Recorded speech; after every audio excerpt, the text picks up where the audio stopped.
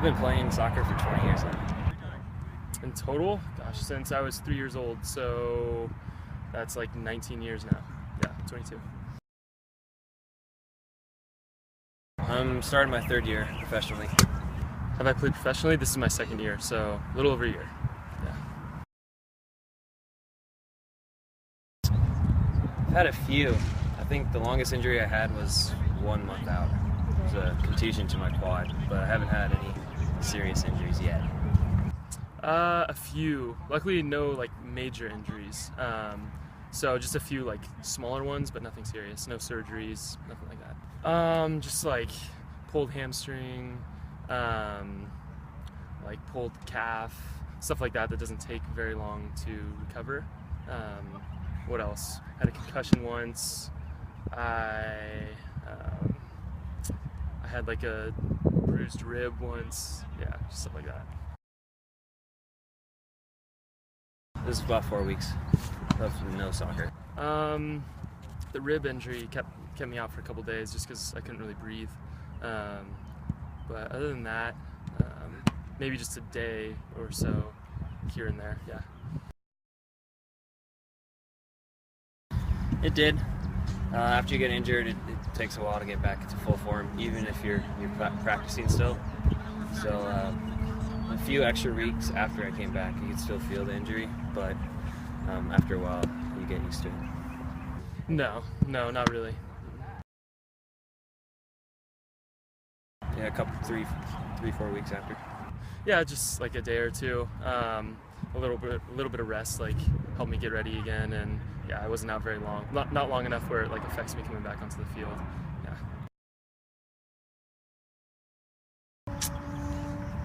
No, right now I'm 100%.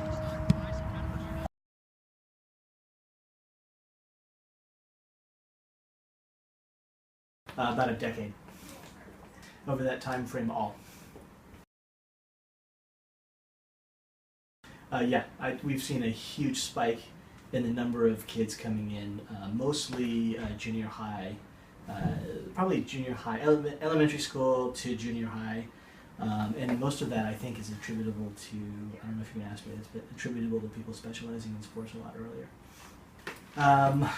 We're seeing a lot more overuse injuries in the shoulder. A lot more elbow injuries in baseball players. Those are probably the two big ones. We're seeing a lot more patellar tendonitis in soccer players, and shin splints in soccer players. We're seeing a rise in more of the lower extremity stuff because people are now playing on AstroTurf. So the turf is becoming a little bit harder, and so we are seeing a lot more overuse injuries from that. Yeah, so the general rule is that most people in high school play healthy. And then when you're in college, it's about half-half. So you get half the people play hurt, half the people play healthy. And then it reverses itself in the pros. So most people in the pros will play hurt, and so it's just the opposite.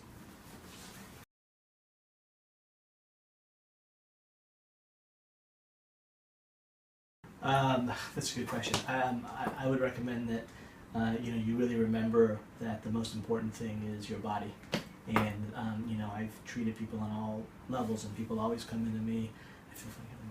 People always come into me and they say, treat me like you would treat the pros.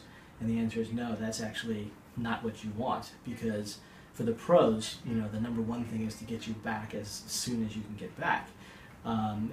With I wouldn't say little regard, but people don't really think about the longevity, when they're at that level. So I think that when you think about wanting to be sat out, you have to consider that something that appears small today could end up being something that is going to really be crippling when you're 30s and your 40s if it's not taken care of appropriately. So the one thing is to kind of remember that sports are sports, and sports aren't life, at least at most levels.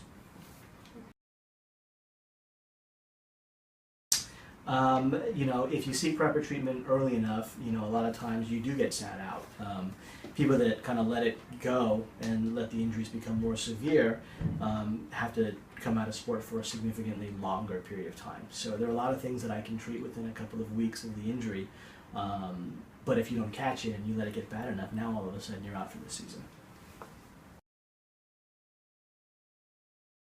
I think be cognizant of things that be cognizant of your body is number one. Listen to your body. You know, there's a fine line between pushing hard enough to get better athletic performance and redlining or pushing a little bit too hard to where your body's going to burn out, earlier.